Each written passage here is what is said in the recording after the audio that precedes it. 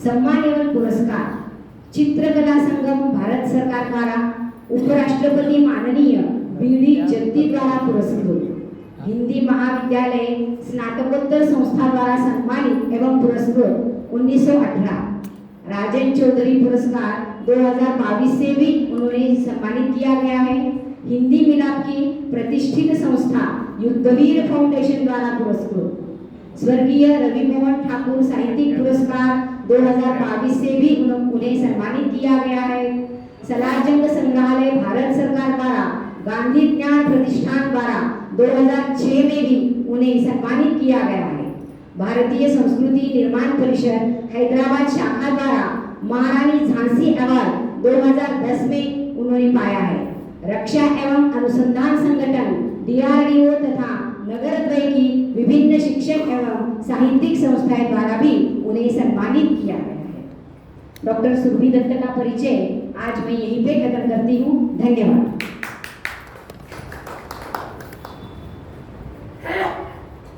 धन्यवाद।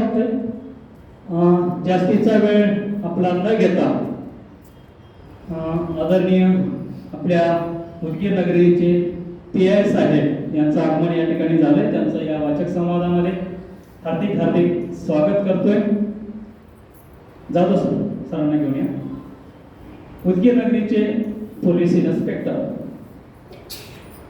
ज्यांचं वाचन खूप मोठ्या पद्धतीचं मोठ्या प्रमाणात आहे, अनेक साहित्यांचा त्यांनी अभ्यास केलेला आहे। आदरणीय सरांचं हार्दिक हार्दिक स्वागत आहे वाचक संवादामध्ये। या सर, वेलकम। बस तर मी वेळ जास्तीचा घेणार नाही। स्वागत सरांचं। बघा, असं म्हणलं जातं की पोलीस खात्यात असणारा माणूस खूप कठोर निष्ठुर असतो, परंतु अनेक तत्ववेत्यांनी तत्वज्ञान्यांनी असं सांगितलेलं आहे, ज्याचं वाचन आहे, त्याचा अभ्यास आहे, तो माणूस कधी निष्ठुर असू शकत नाही, जरी त्या खात्यात गेला तरी। तर आदरणीय साहेब आज या कार्यक्रमाला उपस्थित झाले। त्यांचं वाचनावरचं प्रेम खूप मोठं आहे। आपल्याला मागे कदम साहेबांचं आपण ऐकलेलं आहे, भविष्यात आपल्याला सरांचं ऐकायला मिळणारच आहे। आज पहिल्यांदा ते कार्यक्रम ऐकायला आलेले। सरांचं हार्दिक हार्दिक स्वागत करतोय आणि आदरणीय सुरभी दत्तजी यांना मी विनंती करतोय की आपल्या संवादाला आपण सुरुवात करावं।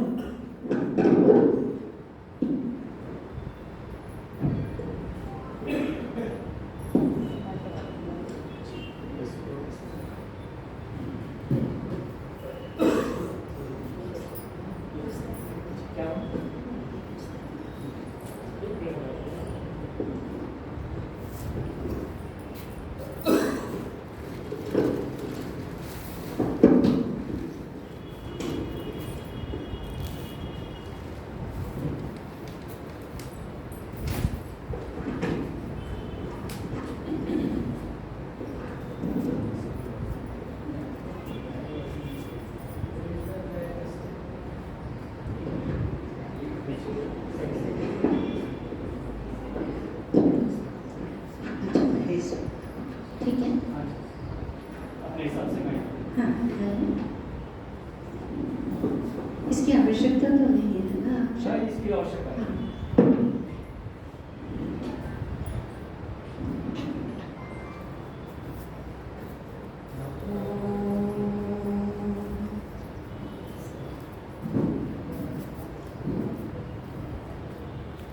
साहित्य सभा को मेरा सादर प्रणाम। मंचस्थ हमारे अध्यक्ष के रूप में आज सुशोभित श्रीमती रानी आर्य जी, सभागार में उपस्थित समस्त साहित्य विद्वद्गण, साहित्य प्रेमी और मेरे साहित्य प्रेमी स्वजन, आप सभी का सादर वंदन, अभिनंदन।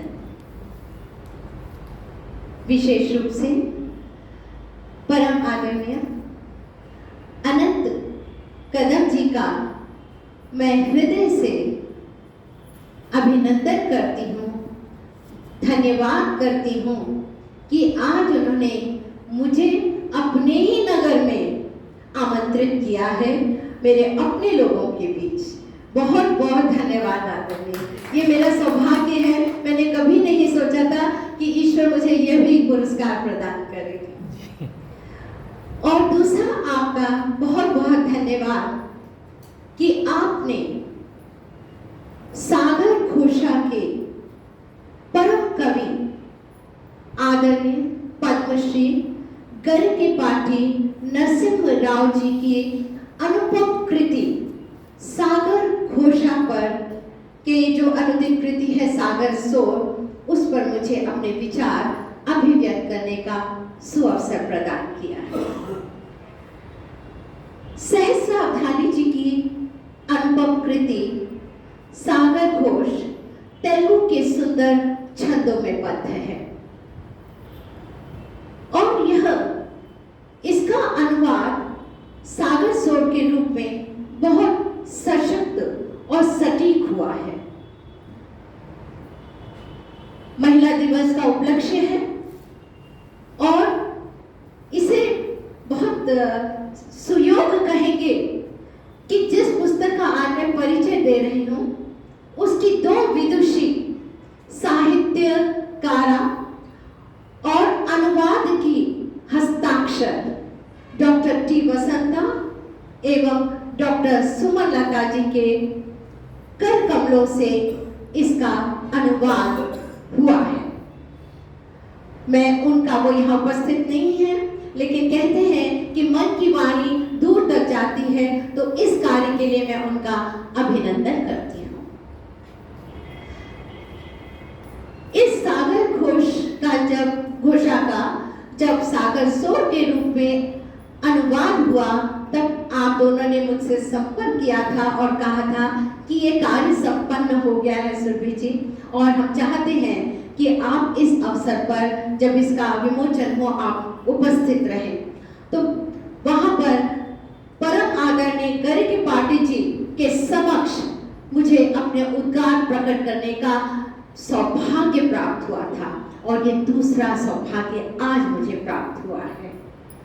आप दोनों विदुषी महिलाएं गंगा से गोदावरी की सहस्र धारा को जोड़ रही हैं और इस कार्य में वो अपना यशस्वी योगदान दे रही हैं।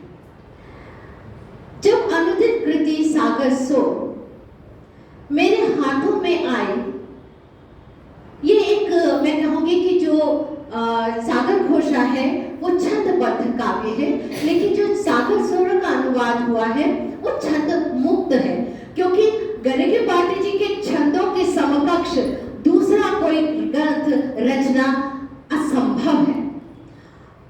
जब ये सागर सोर मेरे हाथों में आया और जब मैंने इसकी पृष्ठों को पलटा, ऐसा लगा कि हर तरंग मेरे मन को विभोर कर रही है, मेरे मन को छू रही है। इस अनुवाद के माध्यम से जहां मेरा पुस्तक से परिचय हुआ, वहीं मुझे अवधानम से भी परिचय हुआ। अवधानम एक साहित्य की तपस्या कहूंगी मैं इसे, ये सरलता से प्राप्त नहीं होता है अवधानम। और साथ ही साथ यह मैंने जाना कि यह अवधानम जो है वो केवल संस्कृत और तेलुगु के ही काव्य की विशिष्ट और विशुद्ध साहित्यिक विधा है। यह अवधानम 3 प्रकार से होता है। मैं थोड़ा सा आप लोगों को जानकारी दूंगी, क्योंकि इनको सहस्त्रावधानी क्यों कहा जाता है गरकेपाटी जी को। अष्टावधान, शतावधान, सहस्त्रावधान। इसमें क्या होता है, अष्टावधान में क्रम से जो विद्वान हैं, वो जो विद्वान वक्ता है जिनसे प्रश्न पूछा गया है, उनके समक्ष क्रम से प्रश्न रखते हैं और विद्वान कवि को उनको उसी क्रम में उनका उत्तर देना रहता है, उसको अष्टावधान। जो दशावधान, जो शतावधान माफी चाहूँ, शताब्दन जो 100 प्रश्नों का क्रम से उत्तर स्मरण के माध्यम से थे। सहस्त्रावधान सहस्त्र प्रश्नों का उत्तर क्रम से रखे। तो इस दृष्टि से गरीब पाटिल जी आदरणीय सहस्त्र महासहस्त्रावधानी है।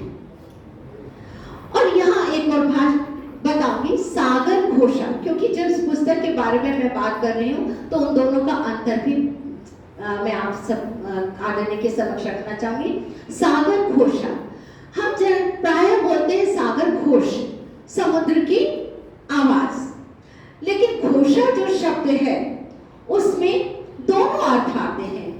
एक होता है शुभ्रता, जो अच्छाई है, और एक आता है जिसमें कि कमियां हैं।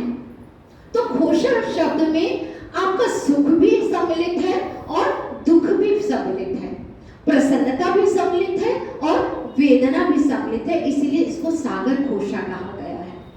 और इसका जो अनुवाद सागर शोर के रूप में हुआ है, आपने एक गाना सुना होगा, पवन करे शोर, तो उसको एक आप कहते स्थानीय भाषा से जोड़ने के लिए, ताकि ये कृति सभी में लोकप्रिय हो जाए और सब इसे सहज रूप से ग्रहण कर से, इसके लिए इसका नाम रखा गया सागर शोर।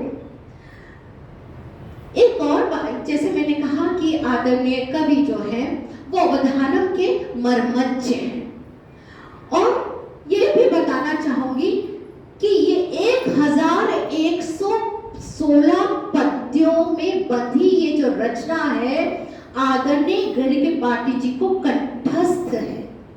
इन्होंने रिकॉर्ड रखा था प्रारंभ सुबह 9 बजे से, मेरे को समय याद नहीं है कि कितने समय, बिना अवरोध के धारा प्रवाह इन्होंने 1116 पदों का गायन किया और सारे श्रोता मंत्रमुग्ध हो गए कि कर्तव्य पूर्ण हो गए।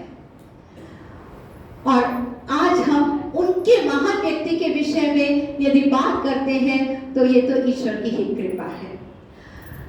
एक स्थान पर आदरणीय कवि श्रेष्ठ कहते हैं कि जब हम कोई रचना करते हैं तो उसके लिए हमें शास्त्रों का ज्ञान होना चाहिए, क्योंकि शास्त्र संस्कार है, शास्त्र संस्कार है, और यह संस्कार हमारे सबके हृदय में होता है, हर एक के हृदय में कवि रहता है। और ये शास्त्र संस्कार ऐसा बीज है, जब हम उस शास्त्र की तपस्या करते हैं तो वो फलीभूत होता है, फल के रूप में आता है। तो अब हम सभी जानते हैं कि हमारे जितने भी शास्त्रवेत्ता हैं और उन्होंने जो कुछ भी हमारे समक्ष शास्त्र प्रस्तुत किया है वो हमें अंधकार से ज्ञान की ओर ले जाता है। कहते हैं ना, शस्त्र जो है वो एक दृष्टि से है और शास्त्र जो है जो हमारी मेधा को बढ़ाता है। और इसीलिए शास्त्र को हम क्या कहते हैं, दीप कहते हैं, जो हमें अज्ञान से प्रकाश की ओर ले जाए। तभी हम लोगों के लिए शास्त्रों का अध्ययन अत्यंत आवश्यक हो जाता है। ये हो गई पुस्तक के विषय में। इसके आगे मैं बताना चाहूंगी कि सागर घोषा प्रथमांतरंग से परमांतरंग, प्रथमांतरंग से परमांतरंग 10 अध्यायों में लिखा गया है। इसके विषय हैं और उन विषयों के अंतर्गत उपविषय हैं। कवि जी के 2 पुत्र हैं, उनकी पुत्री नहीं है। अब उन्होंने सोचा कि मेरी कोई पुत्री नहीं है और मुझे तो कन्यादान करना है, और इससे अच्छा सुअवसर कैसे होगा। और उन्होंने कन्यादान की अभिलाषा से 1116 पदों में गुथी विश्वमाला को महान तत्ववेता आदि शंकराचार्य को समर्पित कर हर तरंग को अमर कर दिया। इस महाकाव्य की मैं कुछ विशेषताएं बताना चाहूंगी। साथियों, आदरणीय जन, इस पुस्तक में मैं इसीलिए इस पुस्तक को आपके समक्ष लाई हूं। ये हिंदी की है और इसमें 418 पृष्ठ है। ऐसा कोई भी विषय इसमें नहीं छूटा है जो हमारे विश्व में नहीं है। सबको समाहित इसमें किया गया है। दूसरी विशेषता जो मेरी दृष्टि में आई, अधिकतर जो इनके विषय है तरंग, वो उदय शब्द से प्रारंभ होते हैं। विषय क्या है? उदय से प्रारंभ होता है, क्योंकि जो भी तरंग है जब सूर्योदय होता है तो उसका स्वरूप चढ़ाव की ओर होता है। उसके पश्चात उस विषयों का जो क्रम है वो है संध्या, संध्या वर्णन। और जब सूर्य अस्त होता है और किस तरह से समुद्र हमें शांत प्रफुल्ल होता है, सूर्य जो की लालिमा जो समुद्र में गिरती है वो हर तरंग को स्थिर कर देती है। इतना सुंदर उन्होंने इसका चित्रण किया है। इसके अतिरिक्त इसमें कितनी कथाएं हैं और अंतर कथाएं हैं। कथाओं में अंतर कथाएं हैं। अन्य विशेषता क्या है? जो अंतिम अध्याय है परमांतरण, उसका समापन प्रार्थना और मौनम से होता है। प्रार्थना और मौनम, क्योंकि जब हम जीवन का संघर्ष जीते हैं और जब हम एक संध्या काल में आते हैं तब हम क्या कहते हैं? प्रातः भी प्रार्थना करते हैं और उस समय भी ईश्वर से प्रार्थना करते हैं और हम मौनम की ओर बढ़ते हैं। कहते हैं मौन सबसे अधिक शक्तिशाली होता है भाव अभिव्यक्ति के लिए। यहाँ कवि अपनी जो ये रचना है सागर घोषा किस किस को समर्पित करते हैं? सर्वप्रथम उन्होंने अपनी यह रचना अपनी पत्नी को सुनाई थी पहली बार, और उसके बाद उन्होंने मां सरस्वती के समक्ष कहा, मां मेरी रक्षा करो, मैं ये रचना मैंने की है, मैं आपके मंदिर के एक छोटे से दिए के समान हूं, मैं जब इस रचना को कर रहा हूं तो इसे बुझने नहीं देना, इसकी रक्षा करना। उसके बाद वे कहते हैं भारत माँ। अब आप देखिए कितना सुंदर चित्रण किया है। वो भारत माता से कहते हैं कि माँ आप मेरे इस काव्य का, महाकाव्य का हर पद आपके चरणों के नूपुरों की घूंगर है।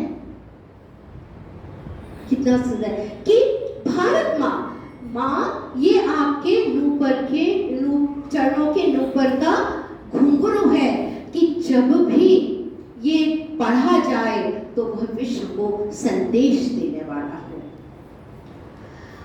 वो कहते हैं कि ये सागर घोषा जो कृति है वो मेरे को सागर के समुद्र के समक्ष बैठा था तो समुद्र का जो घोष हो रहा था उसकी वेदना मेरे तक पहुंची। इसीलिए आंसुओं के गर्भ से निकला हुआ काव्य है। आंसुओं के गर्भ से निकला हुआ काव्य है। आप सभी ने एक पंक्ति तो पढ़ी होगी, वियोगी होगा पहला कवि, आह से निकला होगा गान। और वही हुआ कि वेदना से ही कविता का जन्म भी होता है। प्रारंभ में, विषय प्रारंभ होने से पहले है एक तरंग अंतरंग। अंतरंग का होता है हमारे मनोभाव। तो अंतरंग के अंतर्गत उन्होंने ये घोषित किया है कि यह एक विश्व, कहते हैं अपने कृति के बारे में, यह एक विश्व काव्य है, धरती का इतिहास है, मानव इस महाकाव्य का नायक है। इसमें व्यथाओं की भी कथा है, विकास की भी कथा है, और इन सब के बीच में केंद्र क्या है? प्रकृति प्रेम, प्रकृति रक्षा, पर्यावरण रक्षा। यह उनका कहना है अपने ग्रंथ के विषय में। आदरणीय जन, आप सभी मेरी शायद इन बातों से सहमत होंगे कि जो भी काव्य लिखा जाता है, हम सबसे पहले क्या देखते हैं?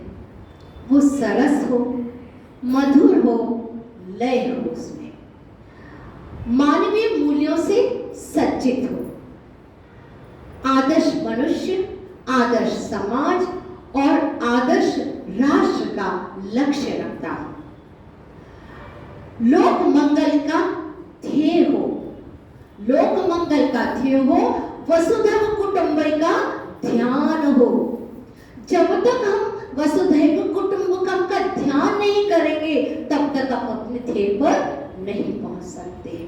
और फिर जब हम कोई कृति करते हैं तो उसमें कीर्ति भी होनी चाहिए, यश भी होना चाहिए, कांति भी होनी चाहिए। जब भी हम कुछ लिखते हैं तो हम ये देखना चाहिए कि जो भी कुछ हम लिख रहे हैं, क्या वो यश प्राप्त करेगी, क्या वो कांतिमय होगी, क्या वो यशस्वी होगी। और मेरी दृष्टि से सागर घोषा में ये सभी विशेषताएं हैं। जयशंकर प्रसाद की कामायनी का अगर मैं उद्धरण नहीं करूं तो ये सागर घोषा का जो तालमेल है उसको हम नहीं समझ सकेंगे। कामायनी में जयशंकर प्रसाद जी कल्पना करते हैं, वो लिखते हैं, हिमगिरी के उत्तुंग शिखर पर बैशिना की शीतल छांव एक पुरुष भीगे नयनों से देख रहा था प्रलय प्रवाह। प्रलय होता है, मनु बसते हैं, मनुदेव बसते हैं, मनु वहां पर है, साथ में मनु जो है वो देव के प्रतीक है, श्रद्धा जो है वो बुद्धि की प्रतीक है, मन की प्रतीक है, और ईड़ा जो है वो बुद्धि की प्रतीक है। मानव या देव, मन और बुद्धि। यहां पर भी देखिए, कवि सागर के किनारे पर बैठे हुए समुद्र की तरंगों को निहार रहे हैं, और वो जो तरंग है वो मन के साथ मिल जाती है। तो यहां उनका मन तरंग है, बुद्धि आपका ये जो श्रद्धा जो है वो भारतीय संस्कृति है। ये अंतर देखिए, श्रद्धा भारतीय संस्कृति है और ईड़ा जो है वो पश्चिमी संस्कृति है। दोनों में जो मैं तुलना आपको बता रही हूं, यहां पर भी वो सागर के समक्ष बैठ करके उसको निहार रहे हैं और उसकी विशेषताओं का बखान कर रहे हैं। हे सागर, उन्होंने इसको अम्बोनिधि का प्रयोग किया शब्द का। हे अम्बोनिधि, तुम कितने गहन हो, तुम कितने महान हो, तुम रत्नों के भंडार नहीं, तुम कथा रत्नों को भी अब अपने गर्भ में लिए हो, कितने उत्थान पतन को, कितने विकास को अपने गर्भ में लिए हुए हो।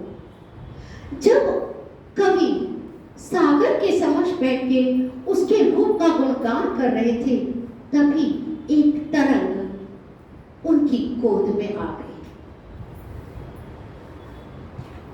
वह खुश हो गए, उनका मन तरंग के अपनी गोद में देख करके मुग्ध हो गया और उन्होंने कहा, वाह, तरंग मेरी गोद में। लेकिन जब उन्होंने उस कोमल तरंग का स्पर्श किया, आप ध्यान दीजिए, यहां से इतिहास हमारा शुरू होता है, हमारी घटनाएं विश्व की शुरू होती है। जब उन्होंने तरंग को छुआ, ये क्या, ये तरंग तैलीय क्यों है, तेल युक्त क्यों है? वो तरंग से पूछते हैं, हे प्रिय तरंग, तुम्हारे में ये तेल कहां से आ गया? जैसे ही कवि ने ये पूछा, तरंग के झरझर आंसू बहने लगे और उसने अपनी पूरी वेदना कवि के समक्ष उड़ेल दी और वो धरती पे फिसलते हुए, बहते हुए कहने लगी, हे मेरे कवि। अब मैं यहाँ पे उनकी पंक्तियां कर रही हूं। मेरी देह पर दिखाई देने वाले ये सारे घाव मानव के विकृत भयानक कार्यों के निशान हैं, न भरने वाले दाग हैं। सद्दाम हुसैन ने मुझे मेरे भीतर टैंक को उड़ेल करके मुझे दूषित कर दिया, और कितने ही जीव इसके कारण अपने जीवन का उनका अंत हो गया। कितने ही सुंदर सुंदर हंस कर उनको मृत्यु तुल्य कष्ट हुआ। यहाँ पर मैं उद्धृत करना चाहूंगी 1992 में इंडिया टुडे के इसी चीज को लेकर मुख्य पृष्ठ पर भयभीत हंस का चित्र उकेरा गया था। इंडिया 1992 का अगर अंक आप देखेंगे तो तरंग तब कवि से निवेदन करती है, बहुत सुंदर है, कवि तुम इस सृष्टि के जैसे एक दूसरी मनोहर रस भरे जगत की सृष्टि करो। कवि तुम ऐसे ही जगत से अच्छा सुंदर जगत की सृष्टि करो, क्योंकि तुम सचमुच ब्रह्म हो, इसलिए तो तुम्हें कवि ब्रह्म कहा गया है। वो वेदना में है और चाहती है कि एक सुंदर संसार की सृष्टि हो। ईशावासी उपनिषद का एक है, कवि मनीषी परिभु स्वयंभू। ईश्वर ने सृष्टि की रचना की, वह अखिल ब्रह्मांड की पहली रचना थी की, तो पहला कवि कौन हो गया? ईश्वर। और कल्पना करने वाला, सुंदरता का निर्माण करने वाला दूसरा कवि कौन हो गया? दूसरा कवि, मानव कवि। तब तरंग की वेदना को सुनकर उससे कभी भी व्यथित हो जाते हैं और कहते हैं, मानवीयकरण किया उन्होंने तरंग का। रे सौंदर्यमयी सोलोनी गुड़िया रे सौंदर्यमयी सलोनी गुड़िया रे, इस भूमंडल पर तुम्हारी हरियल गोद में किन किन किनारों ने थकान दूर की। किन किन किनारों ने थकान दूर की? कौन से राज्य, सैनिक शक्ति तुम्हारे किनारे पर किए गए युद्धों में नष्ट होकर लुप्त हो गए। हमारा इतिहास इस बात का गवाह है कि हमारे जितने भी युद्ध हुए सागर के समक्ष हुए, और कितना सब युद्धों का इतिहास भी उसके गर्भ में है और वो इससे विचलित है। तब कवि कहते हैं, हे जलबेली बहिन बेला। कितना सुंदर शब्द प्रयोग किया है, बोलो बहिन बेला। ये जो शब्द है वो समुद्र में उगने वाली मोगरा की तरह एक बेल होती है, उसको इन्होंने जलबेली कहा है। और देखिए, वो तरंग को माँ भी कहते हैं, तरंग को बहन भी कहते हैं, क्योंकि प्रकृति तो सजीव है। जब प्रकृति सजीव है तो वो हमारे अंदर भी वो प्रकृति है, वो हमसे अलग कैसे हो सकती है? तो वो जब समुद्र के समक्ष बैठे हैं और वो जब तरंग उठती है, वो तरंग क्या है आदरणीय मित्रों? मन की तरंग को उन्होंने समुद्र की तरंग के साथ जोड़ दिया। ये कवि विचार रहा है, जैसे तरंग उठती है कवि के मन की तरंग भी उठती है और वो विश्व का भ्रमण करती है। वो जो मन की तरंग है वो विश्व का भ्रमण करती है कि हे प्रभु, इस विश्व में क्या क्या घटित हो गया है। इससे हमें ये पता चलता है कि अद्भुत कृति सागर घोषा में वो नन्ही तरंग की उंगली थाम संसार सागर का मंथन करते हैं और विश्व के समग्र चिंतन की रथ यात्रा निकालते हैं। ऐसे छंदों को रचा है जो ये बताते हैं कि ये जो भारत की पुण्य वसुंधरा है, आदि काल से विलक्षण प्रतिभाओं, महापुरुषों कर्मभूमि रही है।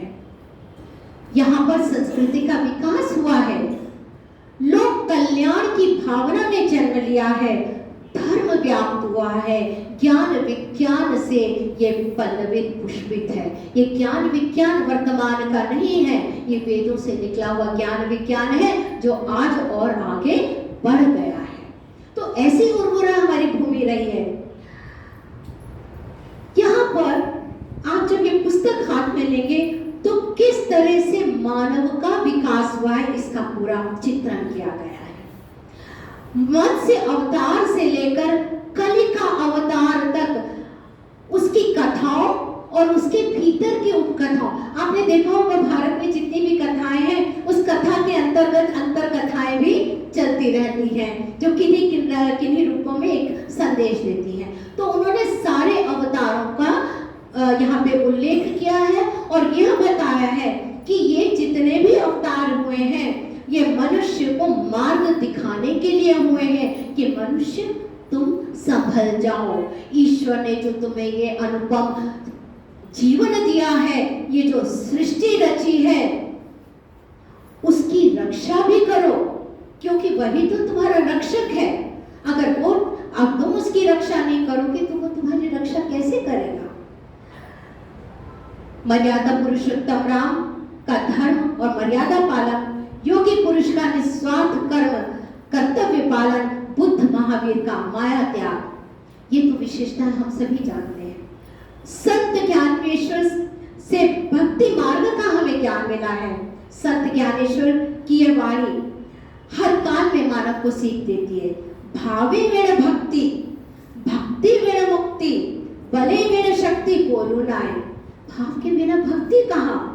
भक्ति नहीं है तो मुक्ति कैसे मिलेगी? और बल नहीं है तो शक्ति क्या? हमें इन सब में तालमेल बना के रखना पड़ता है, नहीं तो हमारा कल्याण संभव नहीं है। ऐसे में मुझे कुरुक्षेत्र के सर्ग 7 भाग 8 में राजकवि दिनकर की पंक्तियां स्मरण में आती हैं जो आदरणीय नरसिम्हा राव जी की महान रचना के माधुर्य को सिद्ध करती हैं।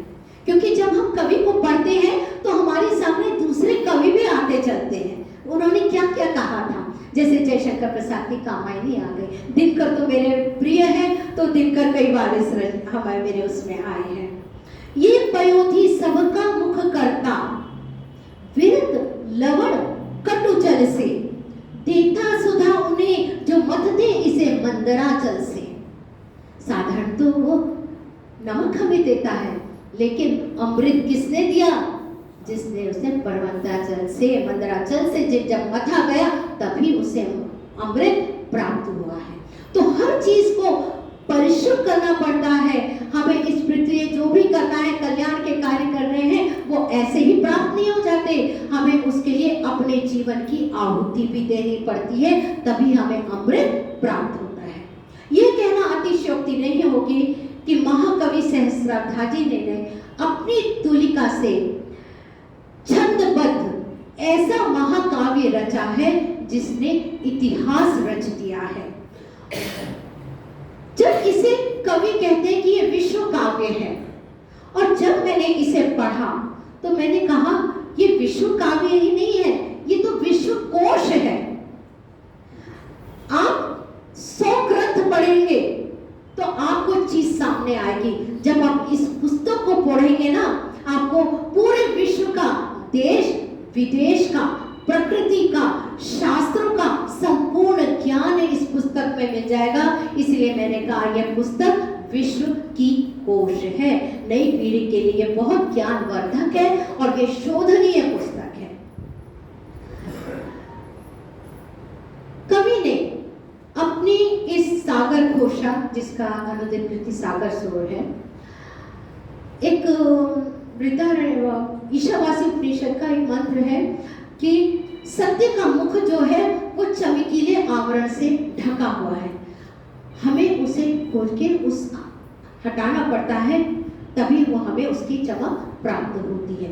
तो यहाँ पे कवि ने ऐसे सत्य रखे हैं जो कटु हैं, जो मनुष्य को, जो जिसके मन में विकृति है उसे लगेगा कि ये क्या है इस तरह की तो संभावना नहीं है, लेकिन जब वो कटु सत्य रखते हैं तो वो हमें बताते हैं कि हमारे को अब किन किन परिवर्तनों की आवश्यकता है। उनका यही उद्देश्य है कि मनुष्य निर्मल बने और मानवता फले फूले। उन्होंने, मैं बहुत विस्तृत है उसके अंतर्गत मैं कुछ ही लोगों का नाम का उदाहरण कर रही हूँ, जैसे फ्लोरेंस नाइटिंगेल है, मदर टेरेसा है, कई वीरांगनाएं हैं, उन सभी महिला रत्नाओं के इन्होंने पूरा विवरण दिया है। अहिंसा के पुजारी महात्मा गांधी के त्याग का चित्रण किया है। नोबेल पुरस्कार से अलंकृत नेल्सन मंडेला, जिन्होंने रंगभेद नीति के विरुद्ध आवाज उठाई थी और अनेक वर्षों को जेल कारावास का में काटा था, उनका भी सभी उन्होंने इसमें चित्रण किया है, उनके संघर्ष में जीवन यात्रा बताई है। महापुरुषों का जो जीवन चरित्र है उसको उकेरा है और वो कहते हैं कि इन सबका जो जीवन है उपकार के लिए हुआ है, पर उपकार के लिए उन्होंने अपना जीवन जिया है। तब वो पंक्तियां लिखते हैं, किसके लिए फूल विकसित होते हैं, किसके लिए फूल विकसित होते हैं, नदी नाले किसके लिए प्रवाहित होते हैं, उस पर सूर्य चंद्र प्रकाश सुधा किसके लिए बरसाते हैं। परोपकार गुण सीखने से नहीं आता, वो तो हमारे अंतर की भावना है। क्या फूलों को किसी ने कहा खिलो, क्या वृक्ष ने कहा कि फल दो, क्या नदी से किसी ने कहा बहो, उनकी प्रकृति है। तो हम क्यों कहें कि हमें सीखना चाहिए परोपकार का गुण, ये तो हमारी प्रकृति में है। जैसे कहा ना कि दीपक को जलाने की आवश्यकता है, हमें अपने अंदर की इस कोई गुण को जलाने की आवश्यकता है। तो आज ये विध्वंस हो रहा है ना, वो कभी नहीं होगा।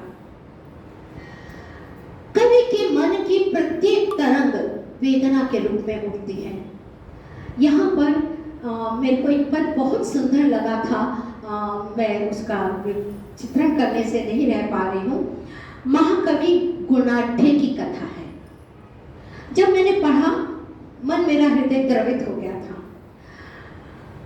सतवाहन राजा हाल वो व्याकरण सीखना चाहते थे। 6 महीने के अंदर की अवधि थी। और एक और कवि थे शर्म वर्मा। उन्होंने गुणाढ्य कवि ने कहा कि मैं सिखा दूंगा। तो शर्म वर्मा ने कहा ठीक है, आप 6 महीने में सिखा दो, मेरी चुनौती है। और ये भी रखा, अगर आपने इस चुनौती को पूरा नहीं किया तब आप किसी भी पाली, संस्कृति और प्राकृतिक किसी भी भाषा में आपको रचनाएं करने का अधिकार नहीं होगा। कितनी बड़ा उन्होंने इस चुनौती गुणाढ्य कवि के समक्ष रखी थी। लेकिन गुणाढ्य कवि परास्त हो गए और उन्हें सब त्याग देना पड़ा, अपनी इस विशेषता को, गुण को त्याग देना पड़ा। अंततः वो जंगल में चले गए। अब क्या करें, कवि हृदय है, बिना रचना किए तो वो रह ही नहीं सकता।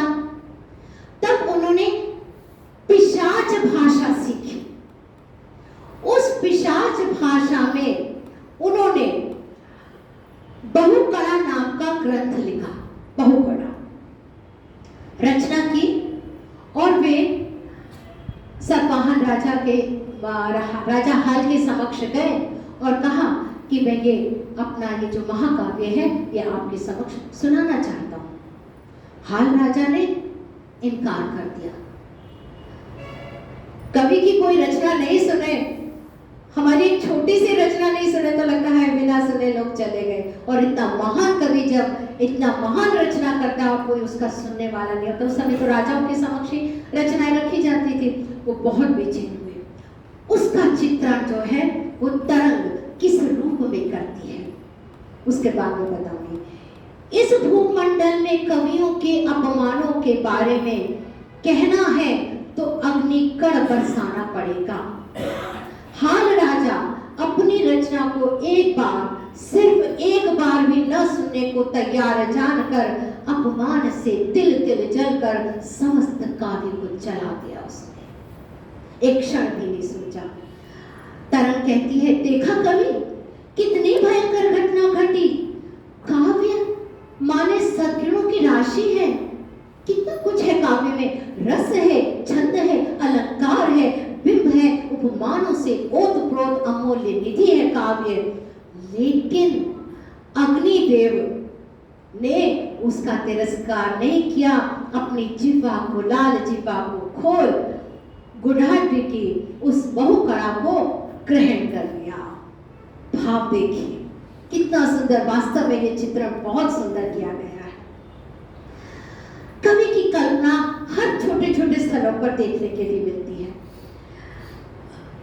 वाल्मीकि रामायण को उन्होंने सरस्वती माँ का तिलक बताया है, कल्प वृक्ष बताया है, और कालिदास के मेघदूत को माँ की कांति, जो माँ की जो कांति है, शोभा है, उनका जो निशी जूड़ा है वो बताया, क्योंकि मेघदूत का तो रंग ही काला है, तो जो माँ सरस्वती की जो वेणी है वो उसी रूप में उन्होंने मेघदूत का चित्रण किया है।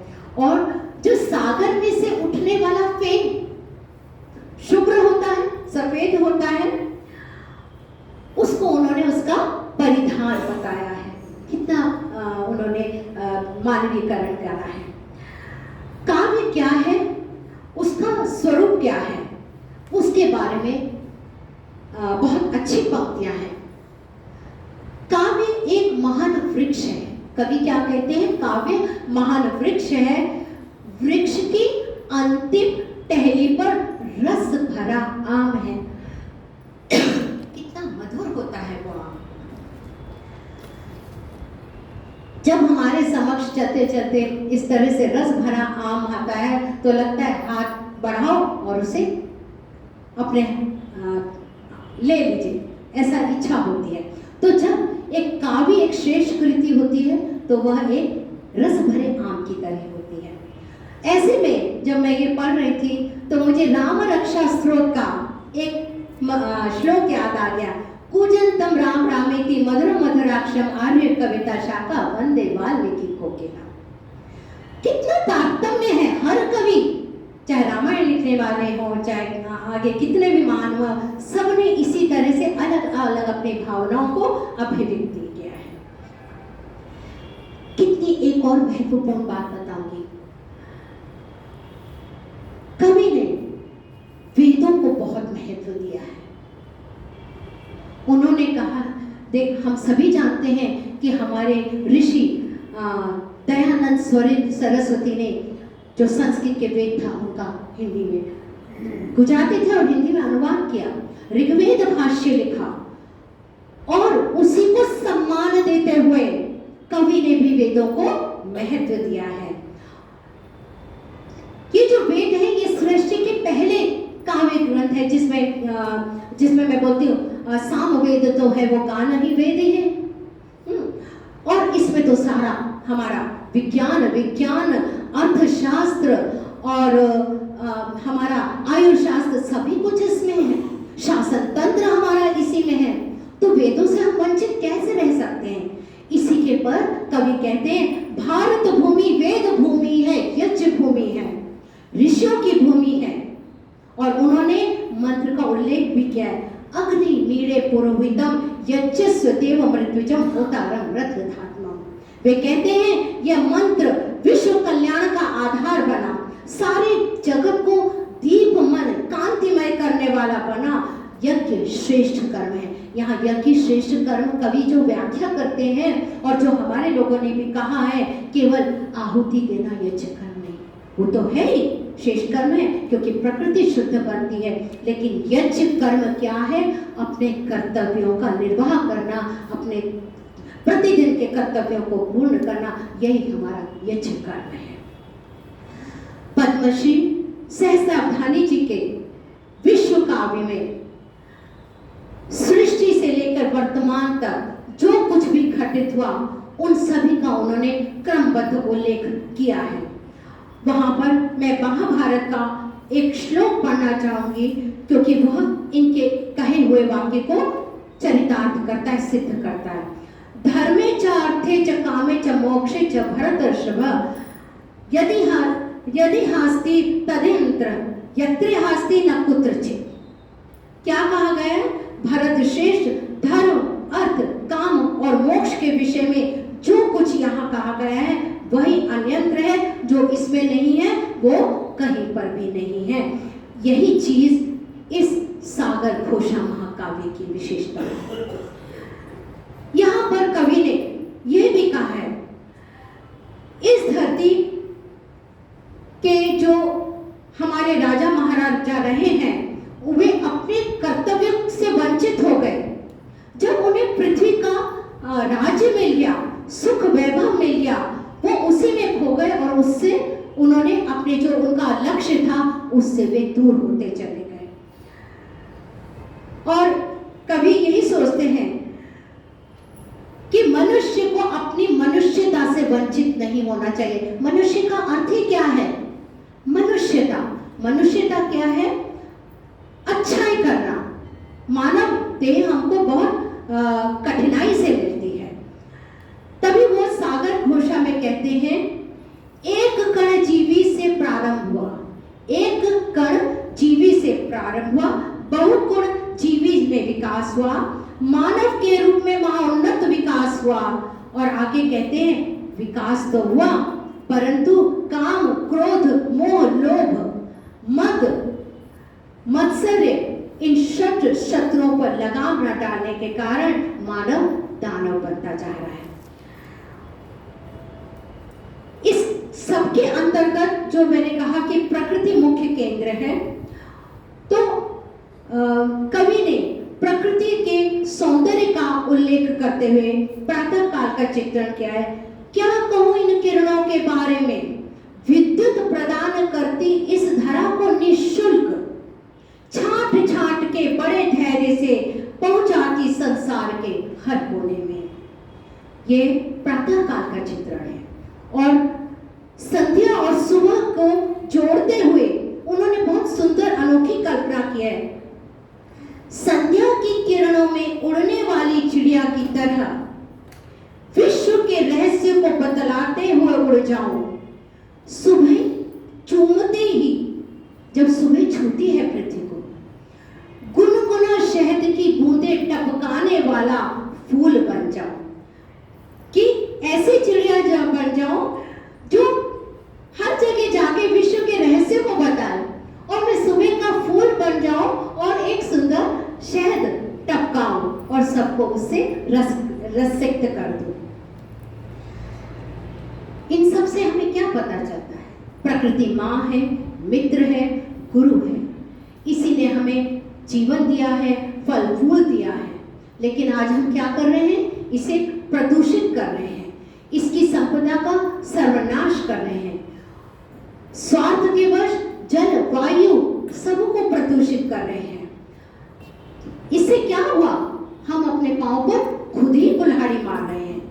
कवि की पंक्तियां हैं, घर बनाने के लिए पेड़ों को काट रहा है, ऐश्वर्य के लिए जंगलों को उजाड़ रहा है। और तरन फिर विचलित होकर कहती है, सुनो सुनो, सुनना चाहते हो? मानव सृष्टि के मूल 5 भूतों भूमि, जल, वायु, आकाश का किस कदर विनाश हो रहा है। पृथ्वी पर जन्म लेने वाला मानव इन पर अधिकार जमा रहा है।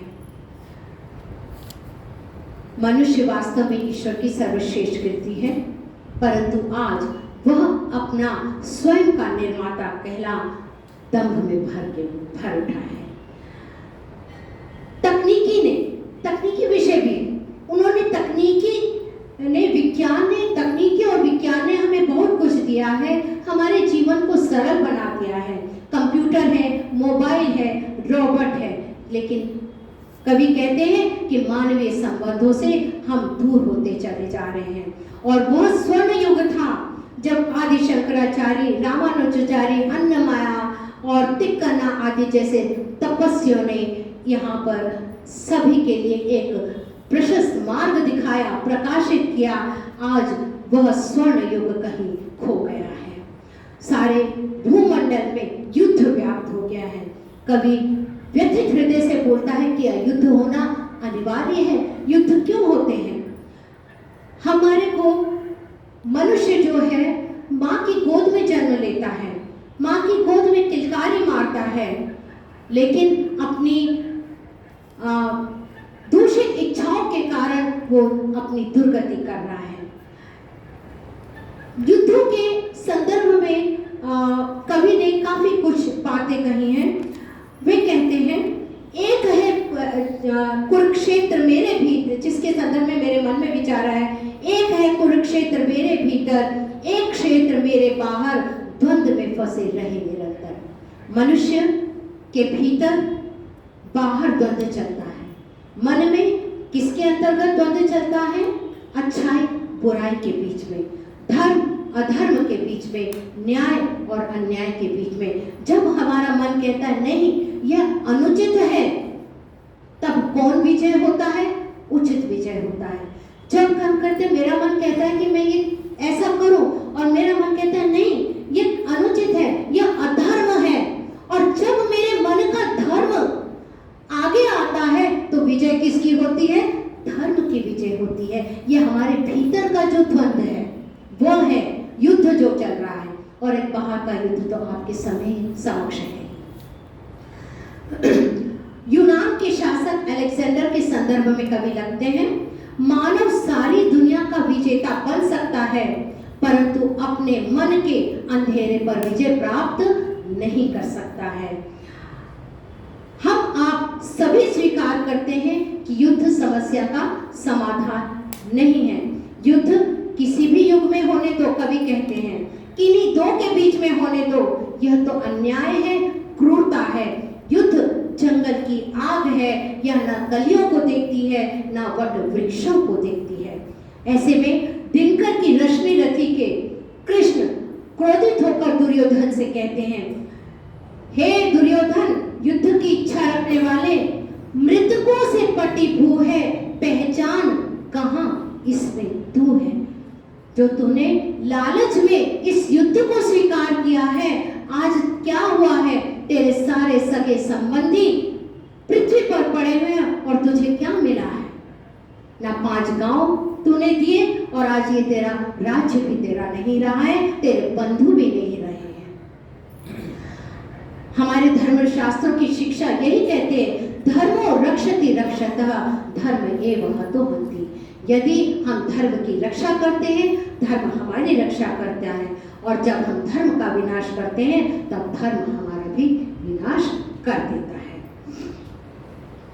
इसी तरह से उन्होंने युद्धों के संदर्भ में अपने कई विचार रखे हैं। यहाँ पर हम कवि के विचारों की गहनता देखेंगे। ईश्वर ने इतनी सुंदर सृष्टि बनाई है, अनमोल मानव जन्म दिया है, और हम प्रकृति को आग दे रहे हैं। क्योंकि कहते हैं ना, 2 कोयले ही चूल्हा जलाने के लिए काफी होते हैं। सच ही तो है, विगत के विनाश को से हम कुछ सीख ही नहीं रहे। चाहे यूक्रेन का युद्ध हो, चाहे हमास की प्रकृति हो, आज भी वही स्थिति चल रही है। क्या हमने सीख लिया? ना हमने प्रथम विश्व युद्ध से सीखा है, ना हमने द्वितीय विश्व युद्ध से सीखा है। हर आदमी शांति चाहता है, हर देश शांति चाहता है। शांति की चाह में आदमी आदमी से लड़ रहा है और देश देश से लड़ रहा है। प्रक्षेपास्त्र भी चल रहे हैं और कागज का गोलों से भी चल रहा है। अब शीत युद्ध आपने पढ़ा होगा, तो शीत युद्ध में था कागज के गोले, मतलब आलोचना, किसी को क्रिटिसाइज करना, किसी के लिए अपमानजनक शब्दों से प्रहार करना। तो प्रक्षेपास्त्र से भी प्रहार हो रहा है और कागज के गोलों से भी प्रहार हो रहा है। कुछ अंतर पड़ा नहीं, हमने क्या सीखा आज तक? ऐसे में राष्ट्रकवि दिनकर लिखते हैं, शांति तब उतरेगी मनुष्य का मन जब कोमल होगा, जहां आज गरल है वहां शीतल जल होगा। अपने मन को कोमल बनाइए, तभी तो शीतल जल बहेगा। ये हो गई युद्धों की बात। क्या हम भारत की स्वतंत्रता आंदोलन को भूल सकते हैं?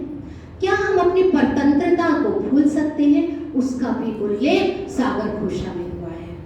उन्होंने अंग्रेजों की दमन नीति पर कटाक्ष होकर लिखा है। बहुत सुंदर पंक्तियां हैं, मैं चाहूंगी कि आप इस पे ध्यान दें। कहते हैं लंदन नगर नहीं सोता, कहते हैं लंदन नगर नहीं सोता। सच है, अंग्रेजों ने इस पृथ्वी पर किसी को सोने दिया है? वैसे उनका अपना डर है, वैसे उनका अपना डर है। अखंड धरा की छाती पर मानो अंगीठी सुलगाए रखा है। वो नहीं चाहते थे, वो चाहते थे पूरे भूमि में हमारा राज्य हो, अनेक वर्षों तक हमारा राज्य हो, और उसी भय से वो खुद भी जागते रहे। कहते हैं ना, जिसे डर होता है कि राक्षस आ जाएगा तो वो दूसरे को भी नहीं सोने देता, और कहीं मेरा कोई आधिपत्य न सीख ले, अंग्रेजों को भय था, तो उन्होंने किसी को भी चैन से जीने नहीं दिया, और अंगीठी को, युद्धों की आग को और शोषण को, यहाँ पर अंगीठी को सुलगाए रखने का अर्थ क्या? शोषण को जलाए रखा, अत्याचार उसको जलाए रखा। तरंग सुंदर स्मृति को याद करते हुए कवि से कहती है, भारत हमारा कैसा था? गांव का चित्रण आप लोग कर सकते हैं। भारत हमारा कैसा था? उगते सूरज की किरणों में चढ़ा अंजलि भर जल तुलसी मैया को। जब सूर्य उगता है तब हम माँ तुलसी को जल देते हैं। वेद पाठ कर बनाते अंतरंग शुद्ध, गैया की सेवा करते अरु पाते पुष्टि और पोषण। गौ माँ हमें क्या देती है? पुष्टि देती है, पोषण करती है, मेधा देती है। पाते अपनी ही मिट्टी में वसन और वासन, सब कुछ तो हमारा ही है। स्वायत्त रही जनता पाकर, हम तो आत्मनिर्भर थे, सब कुछ था हमारे पास। किस चीज की कमी थी? अपना निर्माण करते थे, हम उपभोग करते थे उसका। इन सबको अपने ही गांवों में सब कुछ हमारे पास था। हाय रे, अंग्रेजों ने मिला दिया इन सबको खाक में। हमारी स्वायत्ता, हमारी पंचायत व्यवस्था, सबको, हमारी शिक्षा व्यवस्था, सबको, गुरुकुल व्यवस्था, सबको अंग्रेजों ने नष्ट कर दिया। यहाँ पर फिर कवि अहिंसा आंदोलन का उल्लेख करते हैं। राष्ट्र प्रेमियों को और राष्ट्र भक्तों द्वारा किए गए अपने बलिदानों का उन्होंने उल्लेख किया है, दीर्घ संघर्ष का उल्लेख किया है। कहते हैं हमें स्वतंत्रता तो मिल गई, लेकिन क्या घटित हुआ? देखिए, मैं बहुत संक्षेप में जा रही हूँ क्योंकि इसको बहुत कठिन है इसमें पूरा कह पाना। मैं कैसे स्वतंत्रता मिली, क्या क्या हुआ, आंदोलन किस रूप में चला, किस तरह से माचिस की डिब्बिया में हमारा मलमल था, उसका भी इसमें उल्लेख है। लेकिन मैं आगे बढ़ना चाहूंगी। अंततः भारत स्वतंत्र हुआ, परंतु दुखद घटित हुआ। क्या कहते हैं यहाँ कवि? अहिंसा के पुजारी गांधी जी के प्राण निकलने पर भरे कंठ से कहते हैं, साबरमती ऋषि की छाती फटी, डूब गया चिरनिद्रा में वो राष्ट्र ध्वज को फहराने वाला बुनकर, हे राम को जपते उसी राम में लीन हुआ। कितना दुखांत हुआ है। जिसने राम राज्य का स्वतंत्र स्वप्न रचा था, वही राम राज्य का स्वप्न देखे बिना इस संसार से चला गया। अब आते हैं हम वर्तमान पर। आदरणीय विद्वानों, मैं आगे की ओर बढ़ रही हूँ, शायद ये समापन की ओर है। वर्तमान राजनीति के प्रसंग में तरंग के साथ वार्तालाप में कहते हैं, जिस राम राज्य का स्वप्न लिए गांधी जी ने प्राण त्यागे, उस भारत के तथा कथित प्रजा सेवी कहलाने वाले नेता हमें छल रहे हैं। तुलना कर देखो अपने देश की राजनीति की, कभी स्वतंत्रता के लिए सहा था दुख अपार, आज उनके वारिस आराम से गद्दी पर बैठ देश हमारी अमानत कह सत्ता मोह पर है सवार। जहां हमारे राजा लोग, राजतंत्र था लेकिन लोकतंत्र से कम नहीं था, प्रतिज्ञा करते थे कि मैं लोकहित के लिए काम करूंगा। अलब्ध लाभो योग अलब्ध परिपालनम क्षेमः, जो प्राप्त है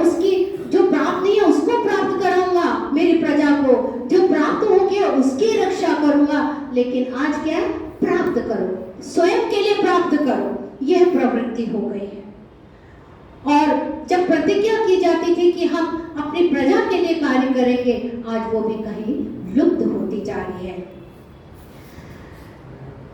संभव था तब भी वही स्थिति थी जब मैथिली शरणगुप्त ने, वो भी राष्ट्र कवि थे बहुत बड़े, उन्होंने भी व्यथित होकर लिखा था, हम कौन थे क्या हो गए हैं, हम कौन थे क्या हो गए हैं और क्या होंगे अभी, आओ विचारें आज मिलकर यह समस्या सभी। इस सभा के लिए भी यही स्थिति है जो मैथिली शरण ने कही है कि हम क्या थे, हम क्या हो गए और हम क्या होने वाले। आइए चलिए बैठे इस समस्या पर हम मिलकर के विचार करें। दुख होता है घटनाओं से, विकास भी चलता है, पतन भी होता है, चाहे वो विचारों का पतन हो, लेकिन तरंग जो अपनी व्यथा अपने कवि से कहती है, मन की व्यथा जो तरंग है, वही कवि को आश्वासन भी देती है। कमजोरियां हैं, मैं जैसा कहती हूँ, भारत में कमजोरियां बहुत हैं, विश्व में हैं, क्योंकि मनुष्य की प्रकृति है, लेकिन भारत की कुछ तो हस्ती है कि वो विश्व गुरु है। रामायण गीता विश्व में गाई जा रही है, रामचरितमानस विश्व के में पाठ हो रहा है, पाठ्यक्रमों में रखा जा रहा है, प्रार्थनाएं हो रही है, भारत के वेदों का पाठ हो रहा है। तो ये भारत की विजय है। बस क्या है, हमें अपनी कमजोरियों से उबरना है। उबर गए तो जो भारत है वो अपने विश्व गुरु के अस्तित्व को पूर्णतः सिद्ध करेगा। अहिंसक तो है ही, हमारा विश्व अहिंसा दिवस मनाया जाता है, क्या बड़ी बात नहीं है। ऋग्वेद को विश्व में प्राचीनतम पुस्तक का सम्मान मिला, क्या ये बड़ी बात नहीं है। तो हमारे भारत ने विश्व को बहुत कुछ दिया है और आगे भी देगा। तो इसीलिए तरंग जो है वो कहती है, सपने मेरे प्यारे कवि, सपने होंगे साकार, चिंता ना करो धरती माता की। धरती माता के स्वप्न अवश्य साकार होंगे कवि। छू रही तुम्हें प्रातः की किरणें, अरविंद सुधा की सुखी रहना। जो सूर्य की किरणें हैं वो हमें क्या संदेश देती हैं? सुखी रहो, कल्याण हो। हम सुप्रभात संदेश यही तो देते हैं। तो ये सब प्रभात संदेश हम सभी के जीवन में हो। तो इससे क्या सिद्ध होता है कि दुख का हमेशा से स्थायी नहीं है, उसके बाद सुख भी आता है। अंत में कवि जो है प्रार्थना करते हैं, किससे? ये काव्य की रचना कर ली उन्होंने और कहा, हे मां सरस्वती, तेरी कृपा से आज मैंने ये काव्य सागर घोषा पूर्ण कर लिया है और आज मेरा मन तृप्त हो गया है और अब मेरा शेष जीवन तेरी आराधना में ही बीते। मैं यही तुझसे प्रार्थना करता हूँ और मैं भी आप सभी के प्रति कृतज्ञता अभिव्यक्त करती हूँ कि मुझे अपने विचारों को इस सुंदर साहित्य प्रेमियों की सभा में अभिव्यक्त करने का सुअवसर प्रदान किया गया है। और कहते हैं ना, ये सागर घोषा है और इसको मेरी अपनी छोटी सी बुद्धि के गागर में मैंने जो भरने का असफल प्रयास किया है, उसमें कहीं कोई कमी रह गई हो तो उसके लिए मैं आप सभी के समक्ष क्षमा प्रार्थी हूँ। और अंत नहीं, अंत से पूर्व, क्योंकि मैं जब तक कवि का संदेश नहीं दूं तो मेरी यह विचार अपूर्ण रह जाएंगे। कवि अंत में कहते हैं, क्योंकि उनका अंतिम है मौनम। मौन धारण ही महान तत्व है। ध्यान मग्न हो जाओ, चिन्मुद्रा के रहस्य को मानो, आध्यात्मिक मार्ग पर चलते रहो, बटोही आगे बढ़ते रहो, बटोही आगे बढ़ते रहे। बहुत बहुत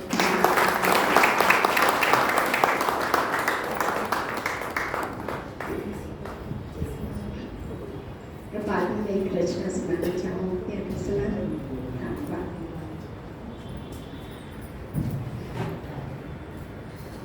हाँ जी त्याच्यासोबत धन्यवाद ताई. अत्यंत सुंदर अशा पद्धतीनं आपण सागर सोरचं विवेचन या ठिकाणी केलेलं आहे. सागर सोर हे एक महाकाव्य आहे. या सागर सोरचे लेखक पद्मश्री डॉक्टर गिरीश त्रिपाठीजी असले तरी याचं अनुवादन जे केलेलं आहे ते डॉक्टर टी वसंता आणि डॉक्टर TCR सुमनलता या दोघांनी केलेलं आहे. हे भाषांतर करणारे कवी आहेत, लेखक कवी आहे. आज त्यांनी आपल्याशी संवाद साधलाय तेही कवी आहेत. तेव्हा त्यांची कविता आपल्याला ऐकायचीच आहे. तत्पूर्वी ज्यांना कुणाला या नंतरच्या चर्चेमध्ये काही आपलं मत नोंदवायचं आहे त्याच्यासाठीचा वेळ देऊया. चर्चेनंतर आपल्याला सुंदर अशी कविता ताईंची ऐकायचीच आहे.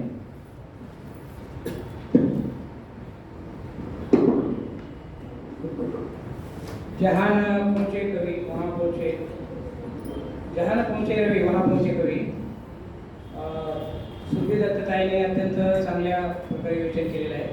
प्रस्तुत साहित्य कृति में ज्ञान है, विज्ञान है, अध्यात्म है, वास्तव है और उन्होंने बहुत ही सुंदर सरल भाषा में, भगवती भाषा में आपको समझाया है. तो मेरा कहना यह है कि इतने महान कवि का परिचय संक्षिप्त में दे तो अच्छा हुआ. तो मैं आपसे विनती करूंगा कि कवि का परिचय संक्षिप्त में देना चाहिए. बैठे बैठे माइक ऊपर ले लीजिए. कवीचा परिचय ताई काढायला लागेल तोपर्यंत मी बोलतो. तर या ठिकाणी आपल्या या वाचक संवादासाठी आदरणीय सुरभित दत्तताई आलेले आहेत, हैदराबादहून आलेले आहेत. त्यांना पुन्हा परत जायचं आहे. एवढा प्रवास करून ते आपल्यापर्यंत आले आणि येऊन सुंदर अशा पद्धतीचा संवाद साधायला परिचय करवा तुझी वैसे बैठे.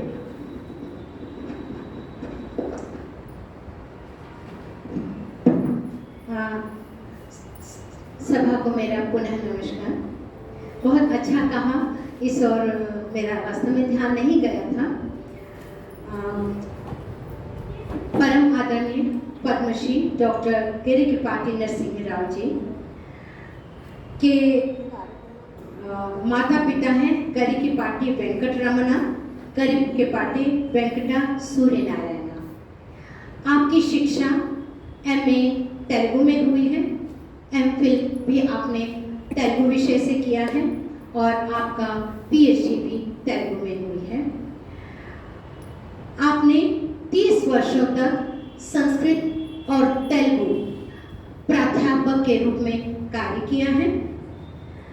आपका वर्ल्ड रिकॉर्ड रहा है सागर घोषा का. जैसे मैंने उल्लेख किया कि उन्होंने धारा प्रवाह इसका पाठ किया था और उस पर इनको पुरस्कृत किया गया था. यह हुआ था 17 जून 2001 काकीनाडा में. फिर 17 मई 2002 हैदराबाद में आंध्र प्रदेश में. उसके पश्चात 22 फरवरी 2004 में आपने इसका धारा प्रवाह पाठ किया. महासहस्राब्धानी एक बहुत बड़ी पदवी है जो किसी एक को ही मिलती है और ये साहित्यिक क्षेत्र के अंतर्गत लिखी जाता है. और ये महासहस्राब्धानी जैसे महा ने कहा कि स्मृति पर आधारित है. वाक पटुता,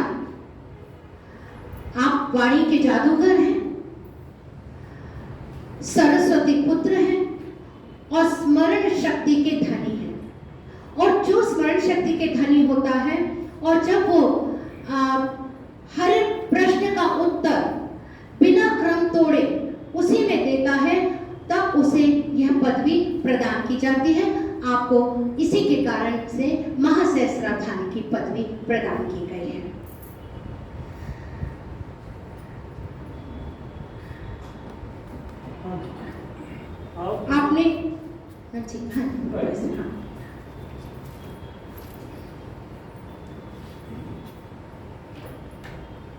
नुकताच आपल्यासमोर सागर सोर याबद्दल जी माहिती दिली, प्रत्यक्षात मी रामेश्वरला गेल्यानंतर सूर्य उदय आणि सूर्य शेवट होत असताना त्या ठिकाणी अनेक लोक त्या ठिकाणचा आस्वाद घेत असलेलं पाहिलेलं आहे. आणि खरोखर ज्यावेळेस सूर्यकिरण आणि समुद्राची जे एकत्रितपणा दिसून येतो त्या ठिकाणचं सौंदर्य फार विशिष्ट अशा प्रकारचं आपल्याला पाहायला मिळतं आणि आनंदसुद्धा आपल्याला त्या ठिकाणी पाहायला मिळतो. तेच लेखकांनी यामध्ये मोठ्या प्रमाणामध्ये सांगितलेलं आहे. लेखकांनी या ठिकाणी अध्यात्मामध्ये जास्तीत जास्त मला असा एक प्रश्न आपल्याला विचारायचा है कि मनुष्य के जीवन में मन और बुद्धि इसका संबंध कैसा चलता है और उसके आधार पर मनुष्य अपना जीवन कैसा चलाता है, इसके बारे में थोड़ी सी जानकारी चाहिए. क्योंकि आध्यात्मिक भाग आहे. आणखी दुसरी गोष्ट आपल्याला या ठिकाणी ज्या अध्यक्षा लाभलेल्या आहेत या बऱ्याच जणाला माहिती नसतील तर त्यांच्याबद्दल थोडक्यात 2 मिनिटांमध्ये परिचय देण्यासाठी आपल्या श्यामलाल शिक्षण संस्थेचे माजी अध्यक्ष सरा विजयजी आर्य यांच्या या सुविद्य पत्नी मधुश्री आर्य या आहेत. या सर्वांना माहिती व्हावं यासाठी मी आपल्याला ही कल्पना देत आहे. बुद्धि और मन. मैं ऐसा मन और मैं मराठी बोल नहीं सकती, लेकिन काफ़ी हद तक अवश्य समझ सकती हूँ. मनुष्य है, मन जो दौड़ता है बिना लगाम के दौड़ता है. इसलिए कहते हैं कि ना मन की रास को हमें बांध के रखना चाहिए. बुद्धि विवेक से संबंधित होती है. मन को हमें इस रूप में इस तरह से मोड़ना चाहिए कि वह विवेक के अनुरूप कार्य करे. अगर हम उसे बिना लगाम के दौड़ाते रहेंगे, हो सकता है वो दिशा भ्रमित हो जाए. लेकिन मन तो सुंदर होता है. मन को हम कहते हैं कि उसका मन दूषित है, तो मैं कभी कभी सोचती हूँ कि मन दूषित कैसे हो सकता है. हमारे विचार होते हैं, विचार दूषित होते हैं.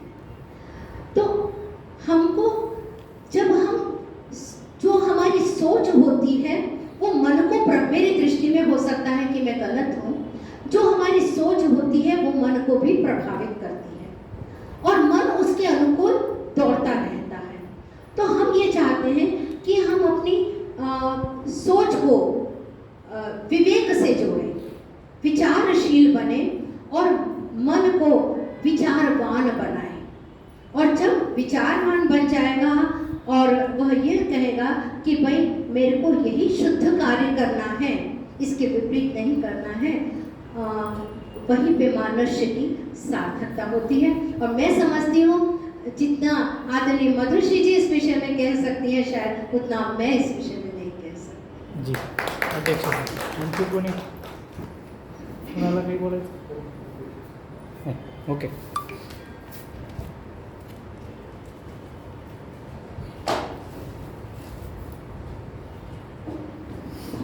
धन्यवाद. वेळेचं भान आपण लक्षात ठेवलेलं आहे असं मला वाटतंय. चांगली गोष्ट आहे. यानंतर या चर्चेनंतरचा वेळ आपला आहे तो म्हणजे उपस्थितांना जन्मदिनाची ग्रंथभेट देणं. आजच्या या कार्यक्रमामध्ये उपस्थित राहिलेले आपल्या उदगीर नगरीचे PI आदरणीय करण गुणाजी सोनकवडे साहेब आले होते, पण अर्जंट कॉल आल्यामुळे त्यांना जावं लागलेलं आहे. त्यांचा सत्कार आहे. कदाचित समारोपापर्यंत येऊ शकतील कारण त्यांनी तसं बोललेलं आहे. असो.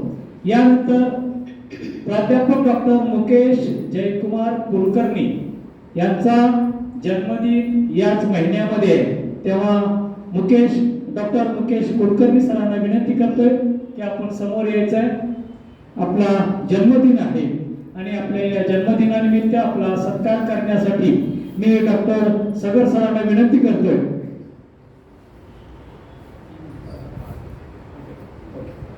ओके, हरकत नाही, काय हरकत नाही. हा, तर माझं वाचण्यात चुकलं. तर कुलकर्णी सरांची उपस्थिती आमच्यासाठी खूप मोलाची आहे. कुलकर्णी सर खूप अभ्यासू व्यक्तिमत्व आणि शांत स्वभाव असणारं व्यक्तिमत्व, आणि ते आपल्या या कार्यक्रमाला उपस्थित राहिले. यानंतर प्राचार्य डॉक्टर नामदेवराव खंडगावे सर यांचा जन्मदिन याच महिन्यामध्ये आहे, आणि तेव्हा खंडगावे सरांचा सत्कार करण्यासाठी मी आदरणीय प्रदीप कुमार दत्तजी यांना विनंती करतो की आपल्या शुभ हस्ते सरांना ग्रंथ भेट द्यायची है. सर को ये भेट दीजिए अपने शुभ कर्मों से.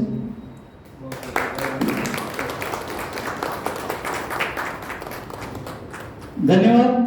यानंतर आमचे संयोजक 308 पर्यंत सुरुवातीपासून पहिल्या कार्यक्रमापासून 308 पर्यंत सलग उपस्थित राहणारे एक व्यक्तिमत्व गोविंद गुणवंतराव सावरगावे यांचा जन्मदिन याच महिन्यात आहे. त्याच्या वाढदिवसापेक्षा त्यांनी 308 कार्यक्रमाला उपस्थित राहून योगदान देणार आहे. त्याच्यासाठी त्यांच्या एकदा टाळ्या वाजवा आणि त्यांचा सत्कार या ठिकाणी केला जाणार आहे. शेतकरी संघटना आणि मराठी साहित्याचे अनुबंध ही साहित्य कृती देऊन त्यांचा सत्कार केला जाणार आहे. तेव्हा मी आदरणीय आर्य सरांना विनंती करतोय की आपल्या शुभ हस्ते गोविंद सावरगावे यांना ही साहित्य कृती भेट देऊन त्यांचा सत्कार करावा.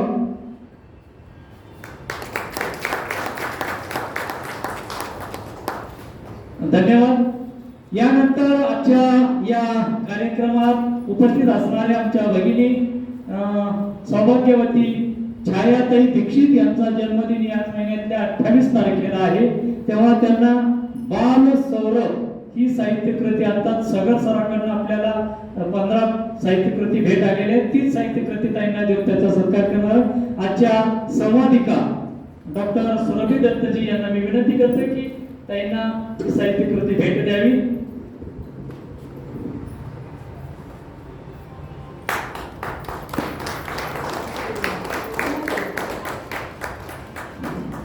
धन्यवाद. यानंतर आदरणीय प्रदीप कुमार दत्त आमच्या आजच्या संवादिका सुरभी दत्तजी यांचे पतिराज हे या कार्यक्रमाला राहिले. त्यांचा वाढदिवस नसला तरी ते हैदराबादहून इथपर्यंत आले. खरं पाहिलं तर बायकोचं गडी ऐकत नाहीत असं अनेकांच्या तक्रारी, पण बायको बरोबर बायकोचं ऐकायला हैदराबादहून इथपर्यंत आले. तेव्हा त्यांचा सत्कार करणं आपलं कर्तव्य. कुलकर्णी सरांना विनंती करतोय आपल्या शुभ हस्ते सरांचा सत्कार करायचा आहे. सरांना the beginning of thought in the history of mankind ही साहित्य कृती देऊन सरांचा सत्कार शुभ हस्ते आपल्या.